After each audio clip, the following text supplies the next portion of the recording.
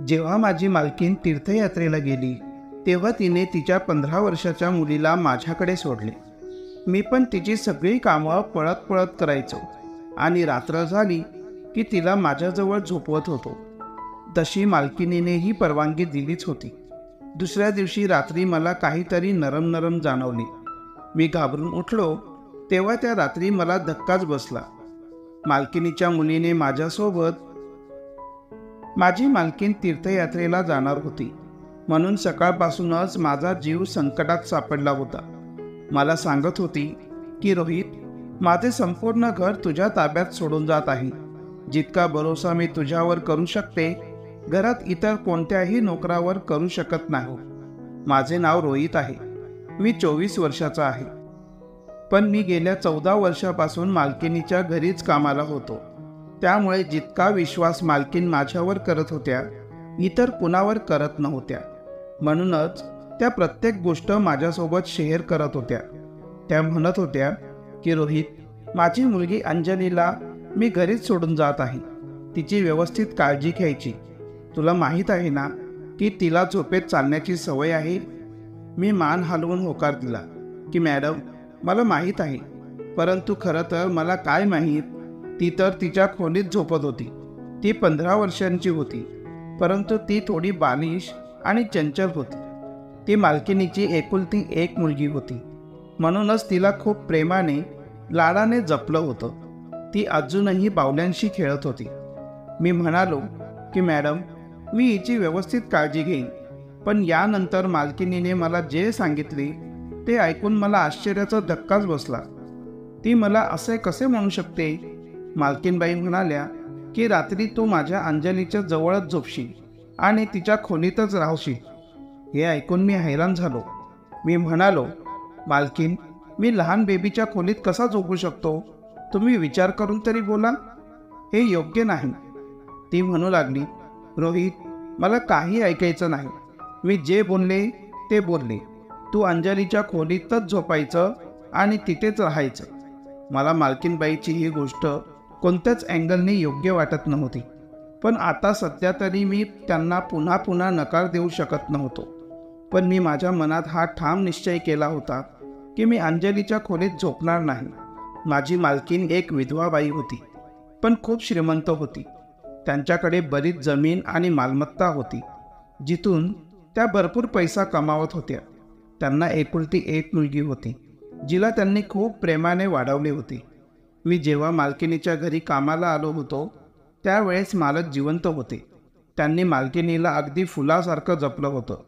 त्यांचे मालकिनीवर खूप प्रेम होते. त्यांनी मालकिनीसोबत लव्ह मॅरेज केले होते. दोघेही एकत्र खूप खुश होते. अंजलीच्या जन्माच्या काही महिन्याआधी मालकाचं एका कार ॲक्सिडेंटमध्ये निधन झालं. शॉक लागल्याने मालकीनबाई वेळोवेळी वेड्यांसारखी बोलू लागली होती. कधी बोलायची की ते आता येणारच आहेत, ते मला सोडून असं जाऊ शकत नाहीत. मी त्यावेळेस 10 वर्षांचा होतो. पण मालकीनबाईंची अवस्था पाहून खूप रडलो होतो, कारण त्यांचा माझ्याबद्दलचा दृष्टिकोन पहिल्यापासूनच चांगला होता. त्या माझी खूप काळजी घ्यायच्या, त्यामुळे त्यांचे दुःख मला बघवत नव्हते. जेव्हा अंजलीचा जन्म झाला तेव्हा मालकीनबाई मालकांची आठवण काढून खूप रडल्या होत्या. पण नंतर कालांतराने त्यांचे मन अंजलीच्या प्रेमात पडले. मालकीनबाईंच्या आईवडिलांनी खूप प्रयत्न केले की मालकिनीने दुसरे लग्न करावे, परंतु मालकिनीने लग्नास स्पष्टपणे नकार दिला. त्या म्हणाल्या की नाही, माझ्या पतीवर खूप प्रेम होते आणि मी माझे संपूर्ण आयुष्य माझ्या पतीच्या आठवणीतच घालवणार आहे.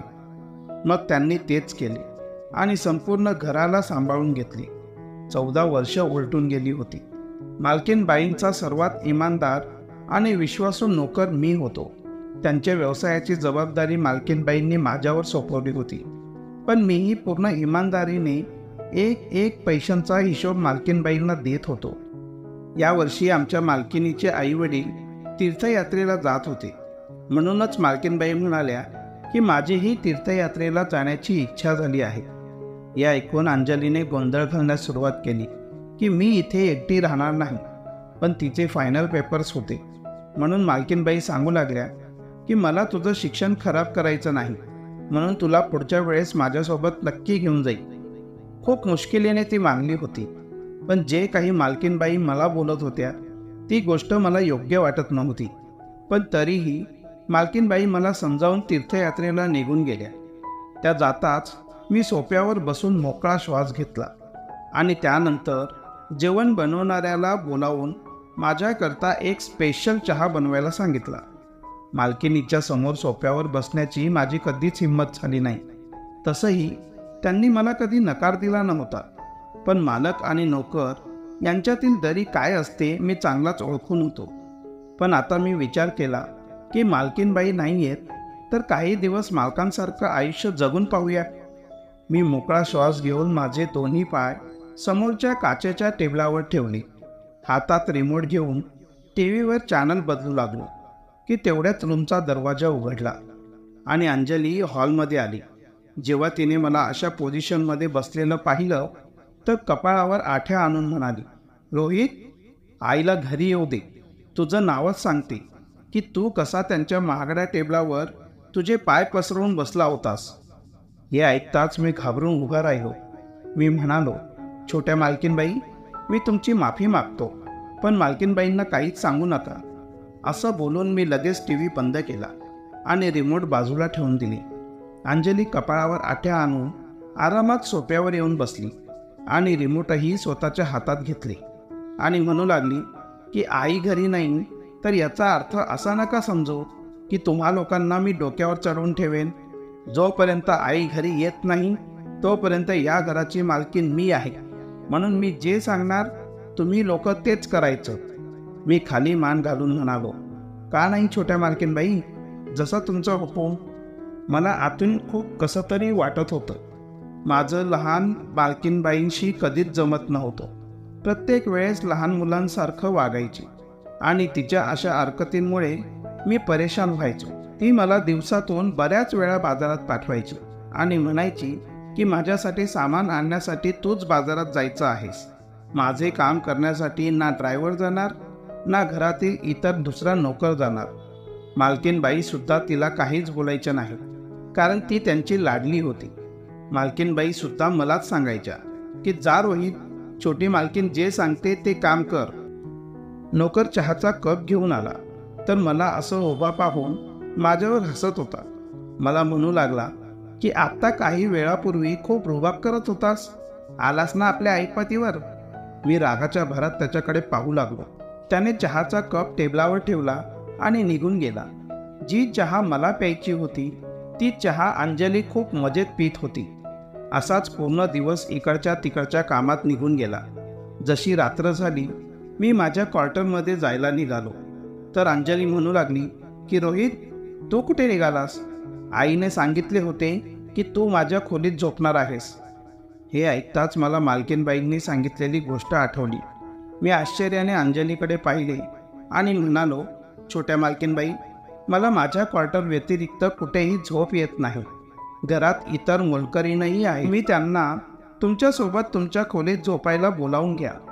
अंजली म्हणाली की आईने सांगितलं होतं की तू झोपणार आहेस म्हणजे तोच झोपणार आहेस. चुपचाप माझ्या मागे माझ्या खोलीत ये आणि चटई टाकून झोपून घे. मी अंजलीच्या खोलीत तर आलो होतो, पण मला मनातून खूप बेचैनी वाटत होती. अंजली बेडवर जाऊन झोपली आणि तिने लाईटही बंद केले. रूममध्ये यावेळेस अंधार होता. माझ्या हृदयाची धडधड वाढली होती. भलेही ती 15 वर्षाची होती, पण मी तर 15 वर्षाचा नव्हतो ना. मला कोणीतरी सांगितलेली गोष्ट आठवली जी मी बाहेर कुठेतरी ऐकली होती की जिथे एक पुरुष आणि एक स्त्री असते तिथे तिसरा राक्षसही असतो. माहीत नाही मालकिनीने असं का सांगितलं होतं की मी त्यांच्या मुलीच्या खोलीत एकटाच राहू. मला असं वाटत होतं की त्यांनी एखाद्या मोलकरणीला त्यांच्या मुलीच्या खोलीत झोपवायला हवं होतं. खोलीत हलकासा प्रकाश होता. एक नजर माझी बेडवर झोपलेल्या अंजलीवर पडली तर मी तिच्या चेहऱ्याकडे पाहतच बसलो. गाढ झोपेत खूप छान निरागस दिसत होती. ती मस्त बिंदास होऊन झोपली होती. मी एकदम माझी नजर दुसरीकडे वळवली आणि जोरात डोळे बंद करून झोपण्याचा प्रयत्न करू लागलो. माझ्यावर विजय मिळवण्यापूर्वी मला झोप यायला हवी म्हणून मी देवाचा जप करू लागलो. पण जप करता करता मला कधी झोप लागली कळालंच नाही. घड्याळात जोराचा अलार्म वाजला आणि माझे डोळे उघडले. मी हडबडून जागा झालो. पाहिले तर अंजली झोपेतच आपल्या घड्याळाचा अलार्म बंद करत होती. माझ्या समोर असलेल्या घड्याळाकडे पाहिले तर सकाळचे 7 वाजले होते. मी ताबडतोब अंजलीच्या खोलीतून बाहेर पडलो. तिला शाळेत जायचं होतं, शिवाय तिचा पेपरही होता. मालकिनीने सांगितले होते की ड्रायव्हरसोबत अंजलीला एकटीला पाठवायचं नाही. म्हणून जेव्हा अंजली तयार होऊन खोलीतून बाहेर आली, ड्रायव्हरसोबत जाऊन मी तिला शाळेत सोडून आलो. त्यानंतर मी जमिनीची कागदपत्र घेऊन त्याच्या हिशोबात मग्न झालो, कारण मालकीनबाईंनी त्यांची जबाबदारी माझ्यावर सोपवली होती. ज्या कामात असा काही मग्न झालो की मला आठवणच राहिली नाही की अंजलीला शाळेतून परत आणण्यासाठीही ड्रायव्हरसोबत मलाच जायचं होतं. जोपर्यंत मी गेलो नसतो तोपर्यंत ड्रायव्हरही अंजलीला शाळेतून घरी आणण्यासाठी गेला नसता, आणि असा मालकिनीचाच आदेश होता. मी माझ्या कामात इतका मग्न झालो होतो की माझ्या डोक्यातून ही गोष्ट निघून गेली होती की 12 वाजता अंजलीची शाळा सुटणार होती आणि आत्ता दुपारचे 2 वाजले होते. जेव्हा माझ्या मोबाईलची रिंग वाजू लागली तेव्हा मी पाहिले तर मालकिनीचा फोन होता. मी पटकन फोन उचलला तर मालकीनबाई माझ्यावर भडकल्या आणि म्हणाल्या की मला अंजलीचा फोन आला होता, ती अजूनपर्यंत शाळेतच आहे, तू तिला शाळेतून घरी आणायला का गेला नाहीस? हे ऐकताच मी जोरात कपाळावर हात मारला. मी खरंच विसरलो होतो. मी म्हणालो की मी मार्केटच्या जमिनीचा हिशोब पाहत होतो. मालकीन म्हणाल्या की आधी जाऊन अंजलीला सुखरूपपणे घरी घेऊन ये. मी पटकन सगळ्या फायली बंद केल्या आणि घरातून बाहेर आलो तर समोर ड्रायव्हर उभा होता. मी रागाच्या भरात त्याच्याकडे पाहिली आणि म्हणालो की तू मला सांगू शकत नव्हता की छोट्या मालकिनीची शाळा सुटली म्हणून? तर तो म्हणू लागला की मी का म्हणून सांगू? मालकीनबाई तर तुला सगळ्या नोकरांचा बॉस बनवून गेल्या आहेत ना, मग या सगळ्या गोष्टींची तू स्वतः काळजी घे. ड्रायव्हरच्या बोलण्याने मला खूप राग आला होता. मालकीनबाई काय गेल्या तर सगळेच नोकर डोक्यावर बसले होते, नाहीतर त्यांच्यासमोर मान वर सुद्धा होत नाही. सध्या मी पटकन ड्रायव्हरसोबत बसलो आणि जेव्हा शाळेत पोहोचलो तर पूर्ण शाळा रिकामी झाली होती. फक्त अंजली तेवढी शाळेत होती. मला पाहून चौकीदार म्हणाला की इतका उशीर का झाला यायला? अंजली रागाने लाल पिवळी झाली होती. गाडीत बसून जोपर्यंत घर येत नाही तोपर्यंत मलाच ऐकवत होती. आईला घरी येऊ दे, तुझी चांगली शाळा घ्यायला लावते की नाही बघच. चूक माझीच होती, म्हणून मी चुपचाप तिच्या सगळ्या गोष्टी ऐकून घेत होतो. घरी पोहोचलो तर जेवण तयार करणाऱ्याने अजून जेवण तयार केलं नव्हतं. मोलकरणीनेही घराची साफसफाई व्यवस्थित केली नव्हती. सगळे आपापसात गप्पा मारण्यात बिझी होत्या. हे पाहून तर मी स्वतः चक्रावून गेलो होतो. मालकीने विना संपूर्ण घर अस्ताव्यस्त झालं होतं. मी त्यांना काही बोलायला गेलो तर सगळेच मला उलट सुनवू लागले की तूही आमच्यासारखाच या घरातला नोकर आहेस, त्यामुळे जास्त काही बोलण्याची गरज नाही. मी तर मालकीने विना एकटा पडलो होतो. मी मोलकरणीला व्यवस्थित साफसफाई करायला सांगितली आणि स्वतः उभा राहून त्यांच्याकडून घर व्यवस्थित साफ करून घेतली. रात्री मी खूप थकलो होतो. जेव्हा मी अंजलीच्या खोलीत गेलो तर ती मोठ्याने वाचन करून पाठांतर करत होती. मी पुन्हा बाहेर येऊन हॉलमधील सोफ्यावर येऊन झोपलो, कारण आज दिवसभर काम करून खूप थकलो होतो. रात्रीच्या वेळी मला अचानक जाग आली. मला असं जाणवलं की हॉलमध्ये आणखीन कोणीतरी उपस्थित आहे. कुणाच्या तरी पावलांचा आवाज मला ऐकू आला. मी डोळे उघडून पाहिले तेव्हा मला असं वाटलं की कोणीतरी माणूस अंजलीच्या खोलीच्या बाहेर उभा आहे आणि रूमच्या खिडकीतून आतमध्ये वाकून बघण्याचा प्रयत्न करत आहे. मी मोठ्याने ओरडलो की कोण आहे तिथे? तर माझा आवाज ऐकून पटकन कोणीतरी पळत किचनच्या दिशेने निघून गेला. मी पटकन उठून त्याच्या मागे किचनच्या दिशेने पळालो, पण तिथे किचन पूर्णपणे रिकामे पडले होते. मी लाईट लावून पाहिलं पण तिथे कोणीच नव्हतं. एक दरवाजा किचनच्या दुसऱ्या बाजूलाही उघडत होता. जेव्हा मी तिथे जाऊन पाहिलं तर त्या दरवाजाची कडी उघडी होती. जेव्हा मी त्याच दरवाजाने बाहेर पडलो तर तिथेही कोणीच नव्हते. पूर्णपणे शुकशुकाट होता. मी किचनच्या दरवाजाला आतून कडी लावून घेतली आणि पुन्हा हॉलमधील सोफ्यावर येऊन झोपलो. पण मला झोप लागत नव्हती. मी विचार करत होतो की कोण व्यक्ती होता जो रात्रीच्या या वेळेला घराच्या आत आला. माहीत नाही अचानक मला काय सुचलं की मी अंजलीच्या खोलीत निघून गेलो. ती बेडवर गाढ झोपली होती. मी जाऊन चटईवर झोपलो. रात्री जसा कुत्र्यांचा भुंकण्याचा आवाज येऊ लागला तर कदाचित अंजली झोपेत घाबरत होती. ती झोपेतच बडबडू लागली की मला खूप भीती वाटत आहे, हे कुत्रे मला खाऊन टाकतील. आई, माझा हात पकडून ठेव. ती बेडवर आपला हात मारत होती. झोपेतच कदाचित आपल्या मालकीनबाईंना शोधत होती. मला कळत नव्हतं की अशा परिस्थितीत मला काय करायला हवं. मी माझ्या अंथरुणावरून उठलो आणि माझा हात अंजलीच्या हातात दिला. माझा हात पकडून ती पुन्हा गाढ झोपली होती. बराच वेळ मी उभा राहून वाट पाहत होतो की कधी ती एकदाची गाढ झोपते आणि मी माझा हात तिच्यापासून सोडवून घेतो. जेव्हा ती गाढ झोपली तेव्हा मी हळूच माझा हात तिच्या हातातून वेगळा केला आणि पुन्हा माझ्या जागेवर चटईवर येऊन झोपलो. त्यानंतर मी अंजलीच्या खोलीतच झोपू लागलो. एका नोकराने दुधाची खीर बनवून आणली आणि म्हणाला की तू ही खाऊन घे, खूप छान झोप येईल. मी खीर खाऊन रात्री अंजलीच्या खोलीत निघून गेलो. त्या रात्री खरोखर मला खूप चांगली झोप लागली. मी इतका गाढ झोपलो होतो की मला सकाळीच जाग आली. जेव्हा मी पाहिले तर बेड रिकामा होता. त्यावेळेस सकाळचे 6 वाजले होते. यावेळेस तर अंजली उठत नाही. शिवाय आज तर रविवार, शाळेला सुट्टीही आहे. मी खोलीतून बाहेर येऊन पाहिले तर अंजली तिथेही नव्हती. मी तिला संपूर्ण घरात शोधले पण मला अंजली कुठेच दिसली नाही. आता मात्र माझ्या हृदयाची धडधड वाढू लागली होती. भीतीने हातपाय थरथर कापत होते. मी घरातील सगळ्या लोकांना ओरडून ओरडून जमा केले. सगळेच तिला शोधू लागले पण ती घरात कुठेच नव्हती. आता मला खरंच काहीच सुचत नव्हतं. माझ्या चेहऱ्यावरचा रंगच उडाला होता. मालकीनबाई तिला माझ्या विश्वासावर सोडून गेल्या होत्या. मी रात्री कसा इतका गाढ झोपलो होतो काय माहीत. तेवढ्यात अचानक माझ्या लक्षात आलं की जेवण तयार करणारा नोकरसुद्धा तिथून गायब होता. मग मला लक्षात आलं की काही दिवसांपूर्वी मी एका व्यक्तीला अंजलीच्या खोलीच्या बाहेर पाहिले होते आणि तो पळतच किचनच्या दिशेने गेला होता. बहुतेक तो जेवण बनवणारा कुकच होता. मी ताबडतोब मालकीनबाईंना फोन केला आणि संपूर्ण गोष्ट त्यांच्या कानावर घातली. मला त्याचा पत्ता माहीत होता. मालकीनबाई म्हणाल्या की तू ताबडतोब त्याच्या घरी जा, त्याचा पाठलाग कर, मी पोलिसांना फोन करून कळवते. मी ताबडतोब त्या कुकच्या घरी पोहोचलो. तेव्हा त्याच्या बायकोने आणि मुलांनी सांगितले की तो घरी आलाच नाही.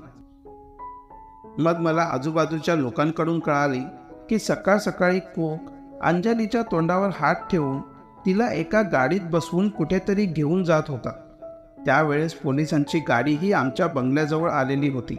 सगळी चौकशी झाल्यानंतर बंगल्याच्या बाहेर लावलेले कॅमेऱ्याच्या मदतीने आम्हाला गाडीचा नंबर मिळाला होता आणि त्यात स्पष्ट दिसत होते की तो कुक अंजलीच्या अंगावर हात ठेवून जबरदस्तीने तिला गाडीत बसवत होता. गाडीचा नंबर ट्रेस झाला होता. मी सुद्धा पोलिसांच्या सोबतच गेलो होतो. जसा आम्ही गाडीजवळ पोहोचलो, गाडी एका सुनसान जागेवर उभी होती. मला आठवलं की एकदा मला तोच कुक त्याच्यासोबत अशा सुनसान जागेवर घेऊन आला होता जिथे त्याचे काही मित्रही राहतात. मी धावतच त्या दिशेला गेलो जिथे त्याच्या मित्राचे घर होते. पोलीस नंतर पोहोचले. सर्वात आधी मी तिथे पोहोचलो होतो. मी दरवाजाला जोरात लाथ मारली तर दरवाजाची आतून लावलेली कडी तुटली आणि दरवाजा जोरात उघडला. समोरच तो कुक आणि आणखीन 2 व्यक्ती उपस्थित होते. त्यांनी अंजलीला एका खुर्चीवर बसवून दोरीने बांधून ठेवले होते. ती खूप रडत होती. तिला अशा अवस्थेत पाहून मला इतका राग आला की मी काहीच विचार न करता त्या तिघांवर तुटून पडलो. तितक्यात पोलीसही तिथे येऊन पोहोचले आणि त्यांना पकडून घेऊन गेले. अंजली घाबरत मला मिठी मारून रडू लागली. ती खूपच जास्त घाबरलेली होती. मी तिला शांत केलं आणि म्हणालो की घाबरू नकोस. जोपर्यंत मी जिवंत आहे तोपर्यंत तुला काहीही होऊ देणार नाही. दुसऱ्याच दिवशी मालकीनबाई सुद्धा घरी पोहोचल्या होत्या. मालकीनबाई अंजलीला मिठी मारून रडू लागल्या आणि मला म्हणाल्या की मला तुझ्यावर विश्वास होता की तू माझ्या मुलीची रक्षा करशील. मी म्हणालो की मी अंजलीला माझ्या लहान बहिणीसारखा समजतो आणि जोपर्यंत मी जिवंत आहे तोपर्यंत तुम्ही अजिबात काळजी करू नका. ना तुमच्याकडे कोणी वाकड्या नजरेने पाहणार ना अंजलीकडे. हे ऐकून मालकीनबाईंना खूप आनंद झाला. मित्रांनो, मला आशा आहे की तुम्हाला आमची कथा आवडली असेल. जर तुम्हाला कथा आवडली असेल तर व्हिडिओला लाईक करा. चॅनलवर नवीन आला असाल तर चॅनलला सबस्क्राईब करा. आणि हो, कृपया नोटिफिकेशन बेल दाबायला अजिबात विसरू नका, जेणेकरून पुढील अपडेट सर्वप्रथम तुम्हाला मिळेल. आपण संपूर्ण कथा वाचली, ऐकली त्याबद्दल आपल्या सर्वांचे मनापासून आभार. थँक्यू.